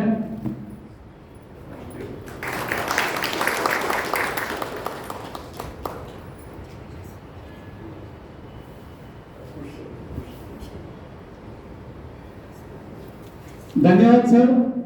याच बरोबर या कार्यक्रमासाठी खास शहाजानी औरादहून इथपर्यंत आलेले आमचे मित्र आदरणीय आर्यजी यांचाही सत्कार करणं हे आमचं कर्तव्य आहे. तेव्हा त्यांना कृपा सिंधू ही रणजित नारायण पवार यांच्याकडनं आलेली ही साहित्य कृती देऊन त्याचा सत्कार करायचा आहे. मी प्राध्यापक नामदेव गरड सरांना विनंती करतोय की आपण आर्य सरांना ही साहित्य कृती देऊन सरांचा सत्कार स्वागत करायचा आहे.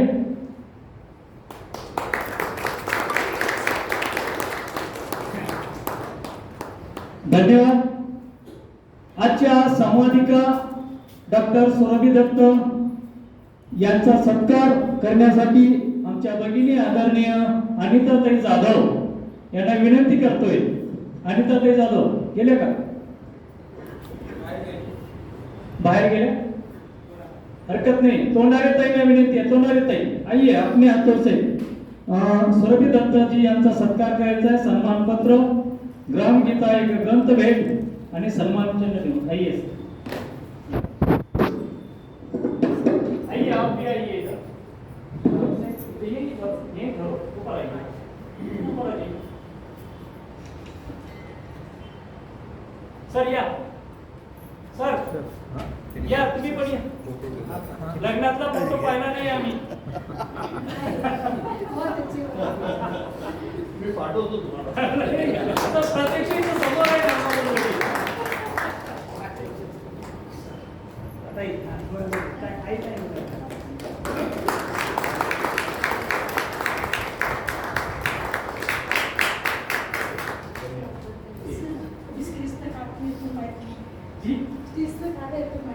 अच्छा ले लो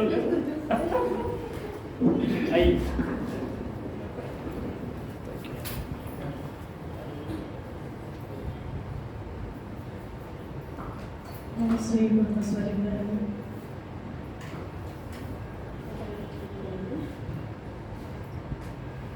मुझे असली प्राइवेट क्वेश्चन का जो पूछना है मतलब आप दिल्ली में पली बड़ी है अब हम तालुका प्लेस उदगीर में या इससे विलेज में पली बड़े हैं अब ये दिल्ली में बोला जाता है कि आपके फैमिली मेंबर आपके साथ रहते हैं मगर बाहर एनवायरमेंट बुरा रहता है बोल के आपको बाहर नहीं जाता बाहर नहीं भेजते मतलब रात को Yes. मगर हमारा यहाँ पे ऐसा रहता है 9 बजे हुआ तो हमारा फैमिली मेंबर ही स्ट्रेंथ नहीं रहता बाहर लोग कुछ क्या बोलेंगे डिफरेंस क्या है हाँ घर के से तो डिफरेंस कब चेंज हो गया या दिल्ली में चेंज हो गया है या विलेज प्लेस में चेंज हो गया हम स्ट्रेंथ है हमें कुछ कोई कभी भी 12 बजे भी कोई नहीं करेगा बोल के हमें गारंटी है पर वो क्या करेंगे इसमें ही टाइम जाएगा मतलब को लोग क्या कहेंगे क्या करेंगे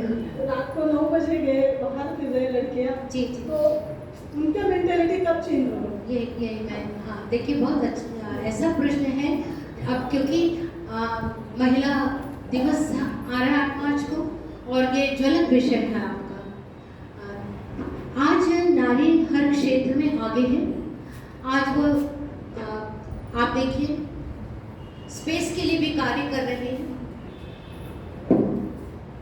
और शिक्षा के क्षेत्र में है विश्व पटल पर भी नारी है हर स्थल पर है तो ये हमारी सोच कि क्या कहेंगे ये इससे हमें हटना चाहिए तो हमारे परिवार वालों को और समाज वालों को बोलना चाहिए कि जब हम अपने दूरदर्शन के माध्यम से या किसी के माध्यम से देखो उस खिलाड़ी ने पर्वत को छू लिया है पर्वतारोहण में भी महिलाएं सबसे आगे हैं उसने पर्वत को छू लिया है उसने स्पेस को छू लिया है वहाँ की धरती को छू लिया है शिक्षा के क्षेत्र में आगे हैं तो हम अपनी महिलाओं को भी आगे लाएं क्या उनमें कितनी प्रतिभाएं हैं उससे उसको परिचित कराना कि उसके जो गुण हैं जब हमारे अपने परिवार के लोगों में ये थोड़ा सा सोच में बदलाव आना आवश्यक है और हम हर वर्ष ये कामना करते हैं कि जो छोटे क्षेत्र हैं दिल्ली में इतनी समस्या मैं नहीं कहूँगी कि किस क्षेत्र में समस्या है हर क्षेत्र में ये समस्या है कि जब महिला घर से बाहर निकलती है तो सुरक्षा माँ बाप को चिंतित कर जाता है और नौकरी के क्षेत्र में जाते हैं तो आजकल वाहन की भी सुविधा दी जा रही है लेकिन मनुष्य की प्रवृत्ति इसको बहुत जरूरी होगा तो हम ये कहेंगे कि शिक्षा में बदलाव हमारा अभी किचन से हॉल तक आने तक के सब सोच है अभी आते हैं हाँ। तो ये कब चेंज होगा अभी क्या पुनर्जन्म उठ के आएंगे या मतलब बहुत अभी चेंजेस चाहिए मगर जितना हमें स्वतंत्र मिला है उतना अभी तक चेंजेस नहीं मिला आपने बहुत सही बात इंडिपेंडेंस के पहले हमें इंडिपेंडेंट था मगर अभी इंडिपेंडेंट के बाद हमें इंडिपेंडेंट नहीं है वह बहुत सही कहा आपने कि कुछ हद तक है और कई छोटे छोटे क्षेत्रों में नहीं है और हम चाहेंगे कि जैसे आज आपने ये मंच संभाला है आज आप यहाँ तक आई हैं तो आप और आगे जाएंगे ओके धन्यवाद यानंतर आजच्या कार्यक्रमाचं अध्यक्षस्थान ज्यांनी भूषवलेलं आहे त्या आदरणीय मधुश्रीजी सदाविजय आर्य यांचाही सत्कार वेदनेच्या सावल्या ही साहित्य कृती देऊन त्यांचा सत्कार केला जाणार आहे या साहित्य कृतीची भेट देण्याची विनंती मी आमच्या जाधवताईंना करतोय जाधवताई आपल्या शुभ हस्ते मधुश्री ताईंना आपण ही साहित्य कृती भेट देऊन त्यांचा सत्कार करायचा आहे या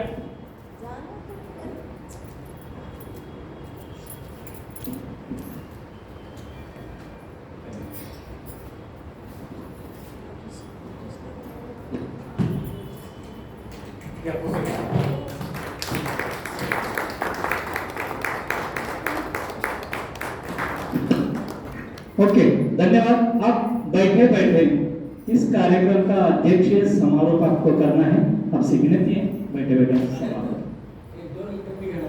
ओके ओके, या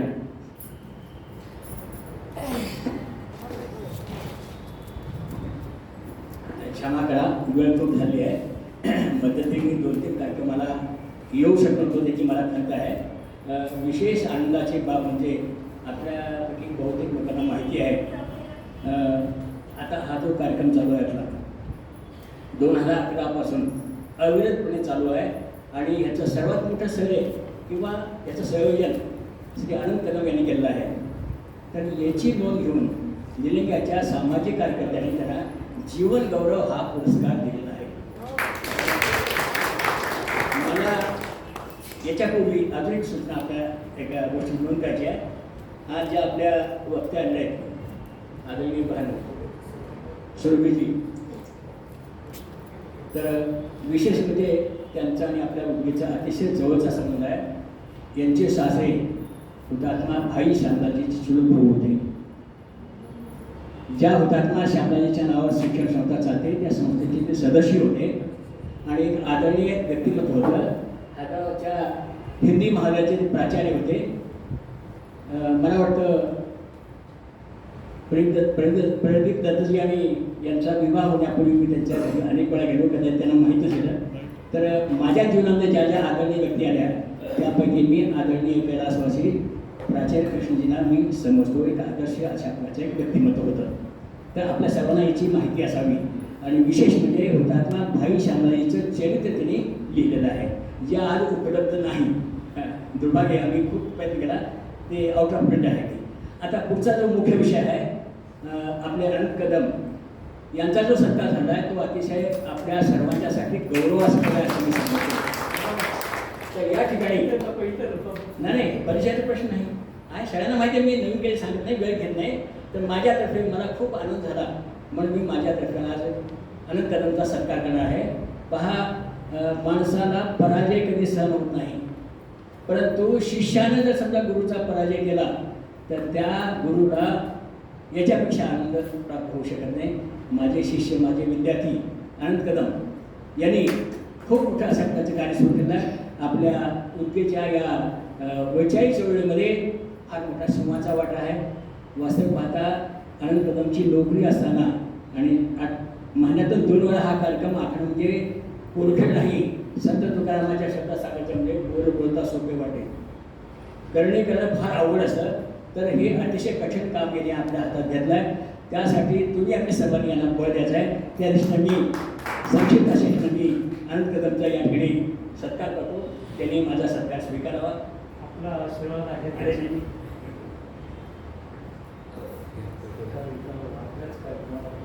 अरे नाही आले, पण आनंदाची गोष्ट सगळ्यांच्या समोर काय केलं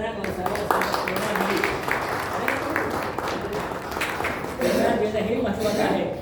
खेळाडू खेळत असताना, स्पर्धेमध्ये असताना प्रेक्षकांनी त्याला प्रोत्साहन देतो, तो अतिशय उत्साहाने पुढे जातो। तर त्या दिशेनं मी सत्कार करतो आणि माझ्यातर्फे या कार्यक्रमासाठी पूर्ण फुलाची पार्टी म्हणून फक्त 1000 रुपये मी सर्वांचे आभार। धन्यवाद। अध्यक्षीय समारोह। मैं मराठी में बोल तो सकती हूँ, लेकिन मैं हिंदी में ही बोलूँगी क्योंकि सारा जब आपने भाषण हिंदी में सुन ही लिया है। सुनाई दे रहा है? सबको सुनाई दे रहा है? मैं जोर से भी बोल सकती हूँ, इसके सिवाय भी बोल सकती हूँ। मैं अचानक ही जब सुनी मैंने कि सुरभिका है, पता नहीं क्यों मेरे मन में आया कि एक बार जाना और सुनना, प्रत्यक्ष सुनना, क्योंकि मेरे पिताजी के परम मित्र की कन्या है। और अभी जो कहा कृष्णदत्त जी, वो हमारे चुलत सासरे बड़ा ससुर के जैसे थे, लेकिन मेरे पिताजी के मित्र होने की वजह से हमेशा उन्हीं के पास जाती और मेरे मतलब होश में आने के बाद भी समझिए जब मैं शायद 7वीं 8वीं में थी उस समय प्रदीप का जन्म हुआ था, तो वो भी मेरा उतना ही आत्मीय है, ये भी मेरा उतना आत्मीय है। तो इस दृष्टि से मेरे को लगा कि मैं एक बार जाकर सुनूंगी। इसके बारे में बहुत सुना हुआ था, लेकिन इच्छा हुई कि प्रत्यक्ष जाकर सुनूं। अचानक ही विचार आया और मेरे पुत्र आशीष प्रिय ने कहा कि ठीक है चलेंगे, सो मैं आ गई। यहाँ आने के बाद में ये जो सब देखा इससे मुझे बहुत ही आनंद हुआ। पहली बात इसने हिंदी में कहा, तो हिंदी राष्ट्रभाषा है, आप लोग सब हिंदी जानते हैं, सुनते हैं, रात दिन टीवी और मोबाइल सब चलता है, लेकिन प्रत्यक्ष ऐसा बैठकर घंटा भर हिंदी ही सुनना ये बहुत क्वचित कम होता है। और उसमें आप सब लोगों ने शांति से सुना और उसने जो अपना विचार रखा। हम कब ये पुस्तक पढ़ने वाले ईमानदारी से बोलिए नहीं, कितनी हजारों पुस्तकें रोज छपती हैं, उसके चर्चा हम सुनते हैं, लेकिन प्रत्यक्ष एक व्यक्ति आकर सामने आके अच्छी तरह से उसका उहापोह करके कोना कोपरा दिला म्हणताना प्रत्येक गोष्टी त्यांना सादर केलेली आहे। सर काही समजावून सांगितलेलं आहे तुम्हाला, तर त्याने काय झाला, तुम्ही ते पुस्तक वाचल्यासारखी झाली। आता तुम्ही पुस्तक हातात घेतल्यानंतर वाचण्याची गरजच नाही आहे, त्या पुस्तकाबद्दल तुम्ही पण 4-5 वाक्य तर सांगू शकणार आहेत का नाही? तर म्हणजे सांगण्याची पद्धत शिक्षिका होती ना, म्हणून त्यांना व्यवस्थित येत आहे की कसा समजून सांगायचा, समोरचा माणूस किती सक्षम आहे त्यांना माहीत आहे, म्हणून त्यांनी व्यवस्थित सांगितलेलं मला अतिशय आनंद झालेला आहे। पुस्तकाबद्दल माहिती झालेली आहे आणि आता सध्या ते पुस्तक वाचन माझं थोडं कमी झालेलं आहे। वेदशास्त्र वाचले केले, पण आता वयानुसार थोडा कमी होत चालला आहे वाचन क्षेत्र माझ्या। पण इथं आल्यानंतर इथं जे वाचण्याचे आहे ते ऐकून करून मला खूप आनंद झाला। आप सबकी उपस्थिति भी मुझे बहुत अच्छी लगी। आप लोग आकर पास में जो अटेंड करते हैं ये बहुत बड़ी बात है। आजकल की चकमक और वो जो बोला ना सोशल मीडिया टीवी और इसकी वजह से आप टाइम निकाल कर एक अच्छे साहित्य की तरफ है, मतलब भारत जो मशहूर है, वेद शास्त्र जो मशहूर है, उसकी तरफ आपका थोड़ा सा तो रुझान है। थोड़ी सी देर क्यों नहीं होता, आपने जो सुना है ये आपके मन पर बहुत प्रभाव है। अभी एक प्रश्न उठा था कि मन और बुद्धि, मन तो चंचल है, बच्चा नया नया जब सीखता है चलने का, इधर जा उधर जा सब करता है, लेकिन उसको थोड़ा सा मार्गदर्शन करना पड़ता है। नहीं ऐसा नहीं, सरल चल 5 वर्ड से बोलना पड़ता है। वैसा ही यहाँ पर जो आप आते हैं, आपके मन की भी शुद्धि होगी, चंचलता भी कम होएगी। ये जो प्रयास आप कर रहे हैं ये अतिशय बहुत सराहनीय है और मैं चाहूँगी कि ये आपका ऐसा ही कार्यक्रम चलता है। और मुझे अचानक आप लोगों ने बुला लिया, आप लोगों ने मतलब स्टेज पर मैं न चाहते हुए आ गई। बहुत दिनों के बाद में थोड़ी सी देर मेरे को बोलने का अवसर मिला और आज मैं वहाँ पर रमा माता अम्बेडकर अध्यापिका विद्यालय में प्राचार्य पद पर रहकर और वहाँ पर भी हिंदी इंग्लिश वगैरह विषय सिखाती थी। तब पढ़ाने का जो अलग था, आज वो एकदम फिर से जब मेरे को जागृत हो गई मैं, तो मेरे को अच्छा भी लगा है। कुछ होगी गलती वलती, तो आप सब लोगों का भी धन्यवाद। सिर्फ मैं एक ही चीज़ चाहती हूँ कि एक बार गायत्री मंत्र आप लोगों को बोलना चाहिए। आप लोग बोलिए ना बोलिए, मैं केवल मंत्र गायत्री मंत्र आता होगा उसका अर्थ आपको मैं केवल बता देती हूँ। वो मंत्र इतना प्यारा सार गर्भित है कि ओम सर्वरक्षक है, रक्षा करने वाला, सतचित आनंद स्वरूप, उसकी वर्णीय वर्ण करने योग्य दोष नाशक तेज को हम हरे ध्यावें। वो क्या करे, हमारी बुद्धियों को उत्तम गुण कर्म स्वभाव में प्रेरित करें। अपने आप देनी, हमें प्रेरणा मिलनी चाहिए, हमने अपना स्वभाव अपने आप बनाना। तो ये गायत्री मंत्र का जो अर्थ है वो भी आप लोग समझते जाइए, प्रयत्न करिए कि गायत्री मंत्र में सब चीज़ आ गई है, वो आप लोग कभी कभार बोलते रहिए, प्रतिदिन बोले तो बहुत ही अच्छी बात है। और सब लोग जो सुने हैं सबका धन्यवाद।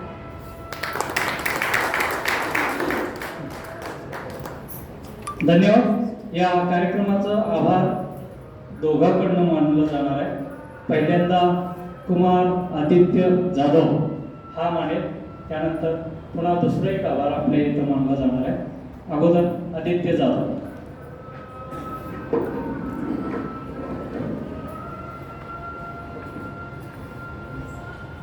सर्वांना माझा नमस्कार। चला कवितेच्या पानात साहित्यिक, सामाजिक व शैक्षणिक चळवळ अंतर्गत आजचे 308 पुष्प संपन्न होत आहे। तर आजच्या कार्यक्रमाचे संवादक डॉक्टर सुरभी दत्त यांचे मी या ठिकाणी आभार मानतो। लेखक डॉक्टर गिरीकी पाटील नरसिंहराव, अनुवाद doctor T C. Vasantha, doctor R. Suman लता।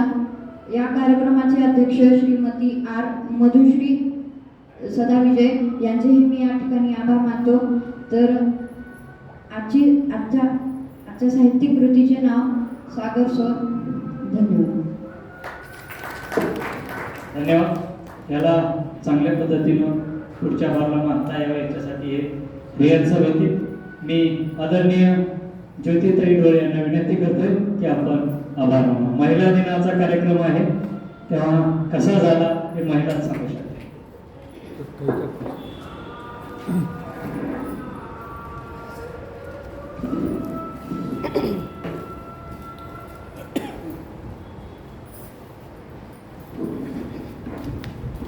सर्वांना नमस्कार।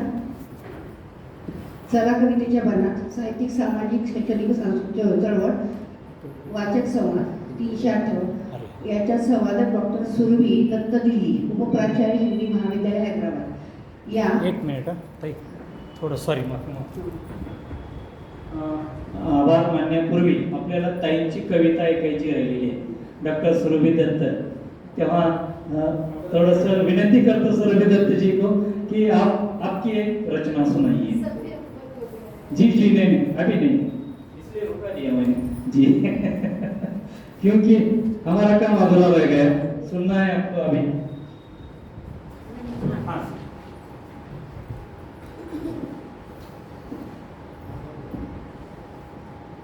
आज सागर पर ही पुस्तक की चर्चा थी, तो जब ये चर्चा का विषय आदरणीय आनंद कदम जी ने मेरे समक्ष रखा, साथ ही साथ कुछ विचार भी चलते गए, तो एक रचना निकल के आ गई उससे 2 दिन पहले ही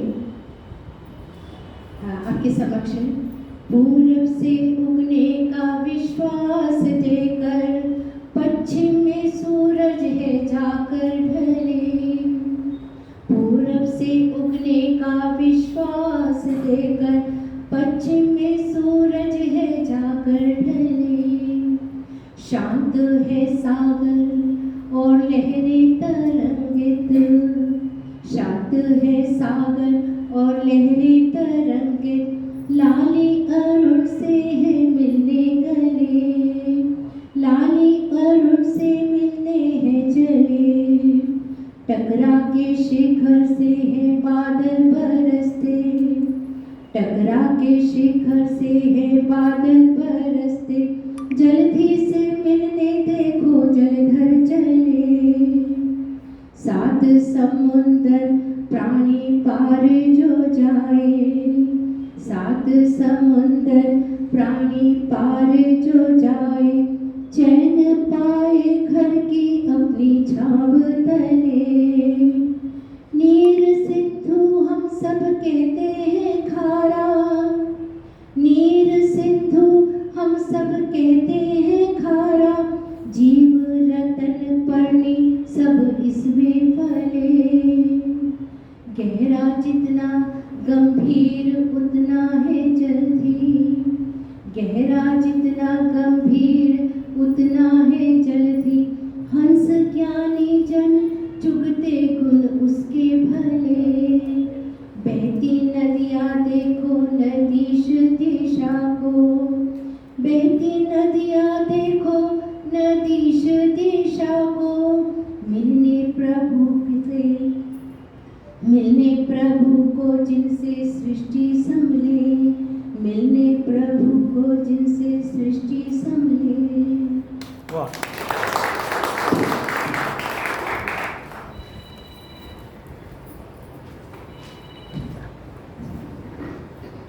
आत्ताच खूपच सुंदर कविता सादरीकरण केलेलं आहे डॉक्टर सुरभी दत्त आजच्या सवादिका दिल्लीहून आलेल्या आहेत. त्या खूपच सुंदर अगदी आणि गोड आवाजामध्ये त्यांनी आपल्याला कविता सादर केलेली आहे.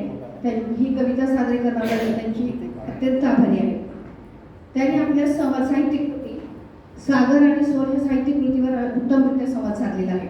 सुरुवातीला थोडं जड गेले, हिंदी भाषा असल्यामुळे आपल्याला मराठी भाषेचं खूपच प्रॅक्टिस झालेली आहे. मराठी भाषा आपण दिवस सकाळपासून संध्याकाळपर्यंत आपल्या कानावर पडत असते. पण हिंदी भाषा ही राष्ट्रभाषा आहे ही आपण विसरलो. खरं तर आपण हिंदी मालिका पाहतो, पण हिंदी एवढं 1 तासभर ऐकणं हिंदी भाषा ही जरा थोडीशी सुरुवातीला एक 5 मिनिटं 10 मिनिटं जरा जड गेलं.